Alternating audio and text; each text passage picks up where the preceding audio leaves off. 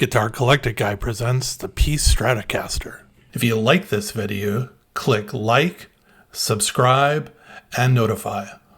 Just a note, I do not get products or discounts on products from the companies that I make reference to in my videos. Just like you, I spend my own money to buy the parts and guitars in the videos. I'm just a content creator, not a video maker for hire. Recently I had someone post and say that my videos were just promotional social media, meaning that they are paid for commercials. This is far, far from the truth. Every once in a while I see something and it speaks to me. I was drawn to an auction on eBay of a loaded Warmouth Stratocaster body. It was kind of an odd orange color, rear routed, had a Gibson Les Paul bridge, tailpiece, and knobs. The Gibson parts were from a special Gibson Les Paul called the Peace Les Paul because it had peace symbols on the buttons and screws and also had the word peace molded onto the surface of the tailpiece. All that, combined with a set of hand-wound humbuckers made by Maisietone with white pearl tops, this was one of the oddest combination of components I had seen in a long time, but for some reason it worked in the most awesome way. About a day before the auction ended, I decided I was going to give it a run to see if I could win the body. I don't normally buy loaded guitar bodies. I enjoy building my own wiring harness and picking out my own pickups. If I won this body, there'd not be really much for a video on the channel because it was mostly assembled and working already. I really didn't care. I wanted it anyways. In the auction description, the seller stated the following: the item up for auction is a Warmouth Stratocaster body.